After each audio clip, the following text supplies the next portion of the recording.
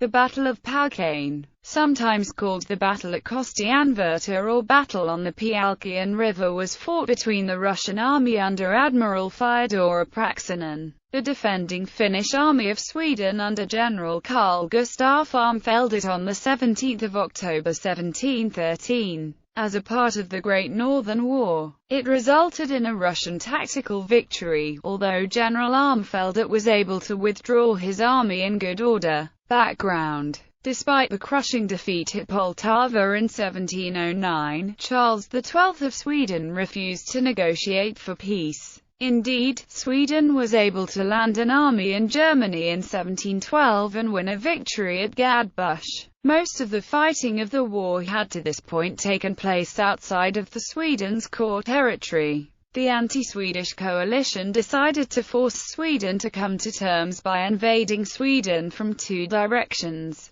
Denmark from the south and Russia from the eastern Finnish half. However, the Danish army was defeated at the Battle of Helsingborg and the original plan was abandoned. The Swedish army in Finland consisted almost entirely of Finnish soldiers, and was led by General Georg Henrik Lybecker. He was not a popular nor a successful commander. His previous attempted diversionary campaign against St. Petersburg in 1708 had resulted in the Finnish army being severely mauled. In particular, he had been forced to abandon his cavalry while retreating, which would have dire consequences in the near future. In April of 1713, Russian troops with General Apraksin in the lead and Tsar Peter I in the vanguard headed for Finland. An amphibious strategy employed by Apraksin allowed him to tie down the defending Finnish army with part of his force, while a second part would perform an outflanking maneuver by making a coastal landing behind the Finns.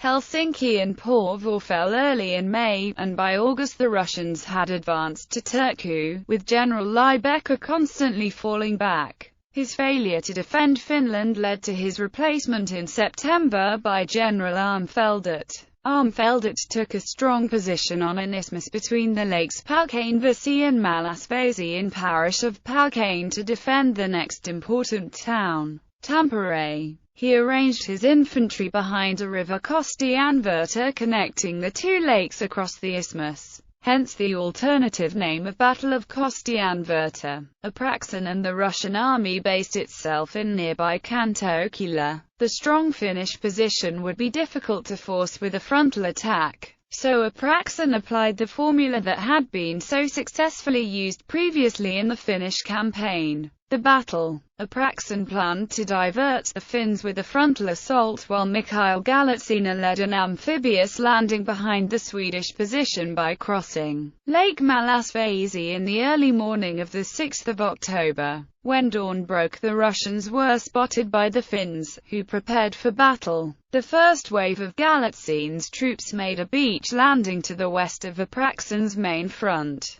The Finnish cavalry was still in quarters around the village of Malkila, but Armfeldt was able to get the cavalry moving. His intent was to pin and disorder the Russians with dismounted cavalry units and then strike with a mounted cavalry flank attack. However, because of the delay, the Russians were able to organize themselves on the beachhead and the weak Finnish cavalry was unable to carry out its mission. In the east, Apraksin attempted to cross the channel using improvised rafts in three groups, with artillery support.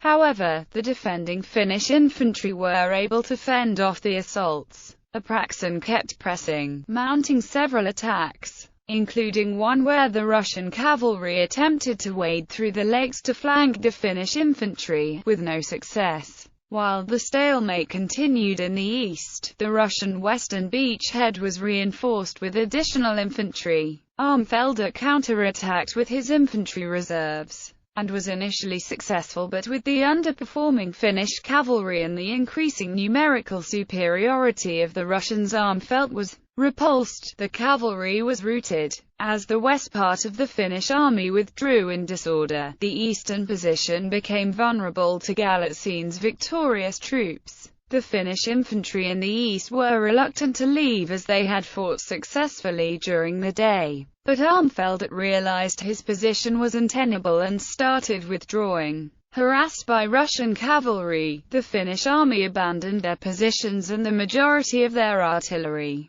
Aftermath: the Finnish army had suffered a defeat, and the performance of its cavalry had certainly been a disappointment. However, it did survive the engagement and withdrew to reorganize. Armfeldt and Galatzina would meet again in Isokira in February the next year.